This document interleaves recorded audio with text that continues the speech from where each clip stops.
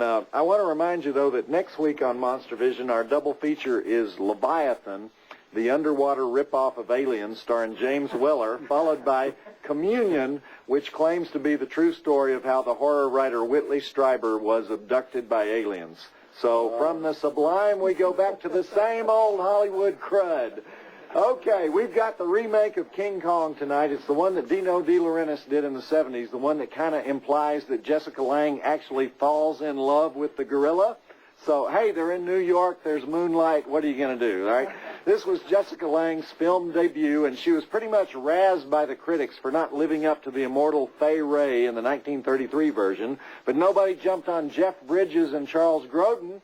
I thought they were much better than the guys from the original, who were Robert Armstrong and Bruce Cabot. You remember them? Bruce Cabot, the love interest in the first movie, a total simp. What a Meister nerd that guy was. Anyhow, you can't really improve on the original King Kong, but I think Dino did an okay job with this one. It's a lot better than King Kong Lives, the really lame sequel starring Mrs. Kong. You remember that one with Linda Hamilton? Yuck.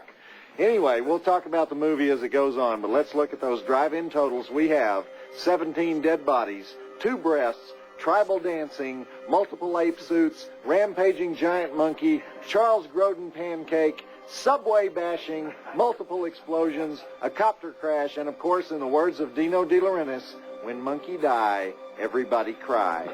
That's from an interview he gave to the Philadelphia Inquirer in 1976 when the movie came out. 4 stars. Check it out, and I'll be here to hang with you throughout the evening. Woo! Talk about your change of pace. Who was president in 76? Because that's when King Kong came out. Gerald Ford? Okay, there you go. See, that's how much the assassination changed America, you know, because what's Gerald Ford's legacy? Gerald's legacy is actually his wife's legacy, the Betty Ford Clinic. That's the 70s for you, right?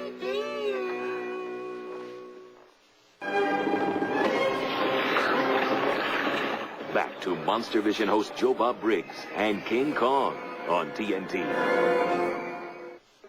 Well, I think it's pretty easy to see why they put Jessica Lange in the movie. I've got 2 words to say: yummy. This was her first film role, but she'd been a model in Europe, and she actually did mime in Paris for 2 years right after she got out of college because her husband was a mime. So she dumped him and became a movie star, mostly on the basis of this one movie. She's got that breathy space cadet thing going for her. Actually, this is one of the major differences between the original plot and the remake, because in the original one, the head of the expedition goes to Times Square and he picks up a homeless girl at a soup kitchen to star in his epic movie. This way is not any more likely, but it's a little more interesting. She was washed overboard on a yacht, yada, yada, yada, and everybody else was down below watching Deep Throat, which means she's not that kind of girl, right? Well, we'll see what happens when she meets Mr. Massive here in a minute, all right? Keep going. We're technically in the exposition part of the movie. I hate exposition. Oh, yeah, watch this next scene. I swear we have a Jessica Lange breast exposure here, and I want to congratulate the TNT censors on sneaking one in.